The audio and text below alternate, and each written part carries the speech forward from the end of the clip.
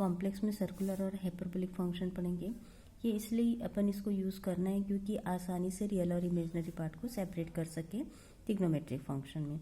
अगर exponential power E i theta है तो कॉस थीटा प्लस आई साइन थीटा होता है। थीटा यहाँ पे सर्कुलर फंक्शन की बात कर रहे हैं, है ना। ई माइनस थीटा भी कॉस थीटा माइनस आई साइन थीटा होता है।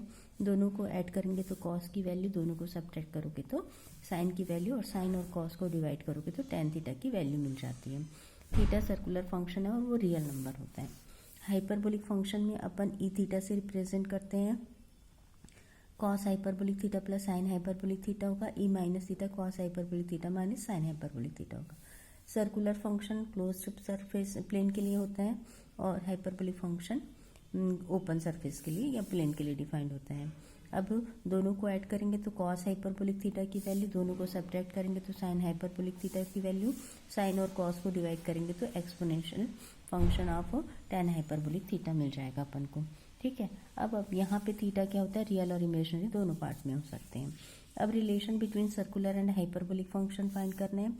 कॉस थीटा को अपन लिखते हैं e i theta plus e minus theta by 2। यहाँ पे थीटा क्या है, सर्कुलर फंक्शन हाइपरबोलिक पे चेंज करने के लिए अपन थीटा को रिप्लेस कर रहे हैं आई एक्स से। थीटा को जब आई एक्स से रिप्लेस करेंगे तो एक्सपोनेंशियल पावर क्या हो जाएगा, आई स्क्वायर एक्स।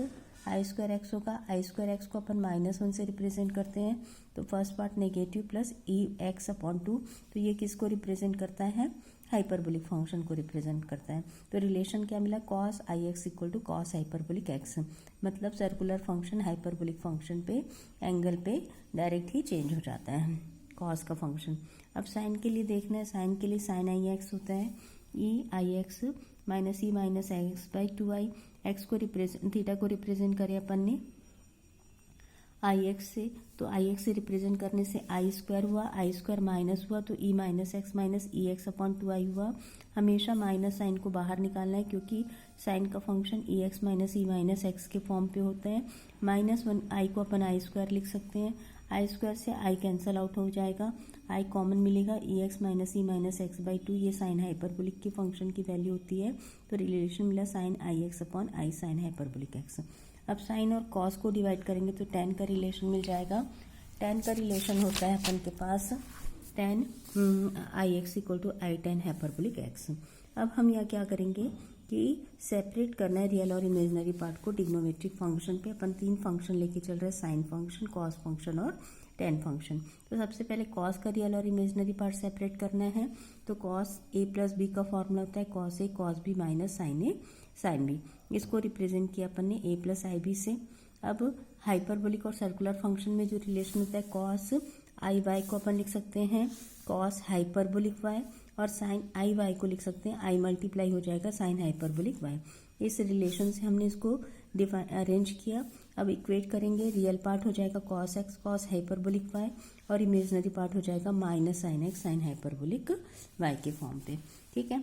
अब उसी तरीके से साइन फंक्शन को लेके चलते हैं। यहाँ पे भी साइन ए प्लस बी का फॉर्मूला यूज करेंगे, sine a cos b plus cos a sine b का फॉर्मूला यूज हुआ, a plus i b use किए, रियल पार्ट हुआ sine x cos hyperbolic y. फिर से यहाँ पे सर्कुलर और हाइपरबोलिक फंक्शन का relation sine i x equal to i sine hyperbolic x represent किया, तो अपन को फिर से रियल पार्ट मिला sine x cos hyperbolic y, imaginary part मिला cos x sine hyperbolic y. अब टेन फंक्शन पे डिफाइन करना है। टेन का क्वेश्चन जब भी आएगा अपन को इसके कॉन्जुगेट पेयर को लेकर ही क्वेश्चन को सॉल्व करना है।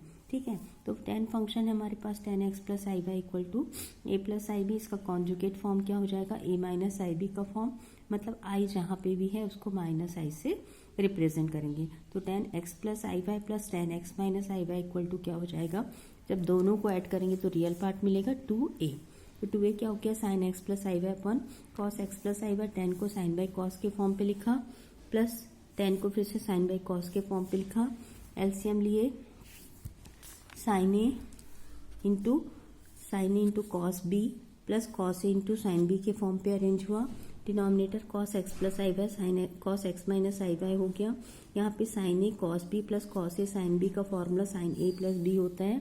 Sine a cos b plus cos a sine B से साइन ए प्लस बी तो अपन यूज किए, तो x plus i y plus x minus i Y लिए, तो रियल पार्ट तो एज इट इज रहा, इमेजिनरी पार्ट क्या हुआ, कैंसल आउट हो गया।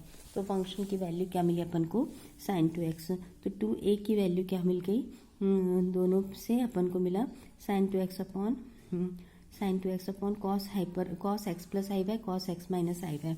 अब यहाँ पे देखना 2 cos a cos b की वैल्यू क्या होती है, cos a plus b plus cos a minus b का फॉर्म होता है। तो उस फॉर्मूले को अरेंज किए तो डिनोमिनेटर इस फॉर्म पे चेंज हो गया।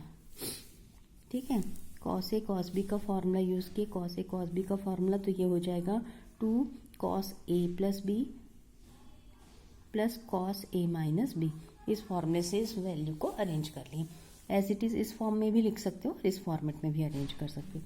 अब दोनों को सब्ट्रैक्ट करोगे तो यहाँ पे माइनस साइन हो जाएगा, माइनस साइन मतलब यहाँ माइनस साइन, तो a माइनस बी का फॉर्मूला यूज करेंगे, a माइनस बी का फॉर्मूला यूज करेंगे तो x वाले टर्म कैंसल आउट हो जाएंगे, साइन 2i y होगा। साइन 2i y को रिलेशन से अगर अपन अरेंज करें, किस रिलेशन से कि हमारे पास रिलेशन है sine a x equal to i sine hyperbolic x. इस रिलेशन से क्या हो जाएगा, हमारा जो फंक्शन है ना, वो क्या हो जाएगा, हाइपरबोलिक फॉर्म पे चेंज हो जाएगा। तो b की वैल्यू हो जाएगी i sine 2 hyperbolic y upon cos 2x plus cos hyperbolic 2y।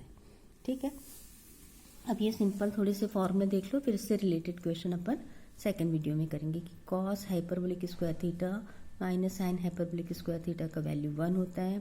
Cos hyperbolic square theta को 1 plus sine hyperbolic square theta लिखते हैं। साइन हाइपरबोलिक स्क्वायर थीटा को cos hyperbolic square theta minus 1 लिखते हैं। Cos hyperbolic 2 theta की value cos hyperbolic square theta plus sine hyperbolic square theta होती है। इन दोनों इक्वेशन को ऐड करेंगे तो अपन को 2 कॉस हाइपरबोलिक स्क्वायर थीटा की वैल्यू मिलेगी, होती 1 प्लस कॉस हाइपरबोलिक 2 थीटा। इन दोनों को माइनस करेंगे अपन तो अपन को वैल्यू मिलती है 1 minus cos hyperbolic 2 theta equal to 2 sine hyperbolic square theta के फॉर्म पे। Thank you very much. यहाँ पे एक फॉर्मूला और देख लो, साइन हाइपरबोलिक इनवर्स जेड को लिखते हैं log z plus root over z square plus 1। Cos hyperbolic inverse z को लिखते हैं log z plus root over z square minus 1। tan hyperbolic inverse z को लिखते हैं 1/2 log 1 plus Z upon 1 minus Z. Thank you very much.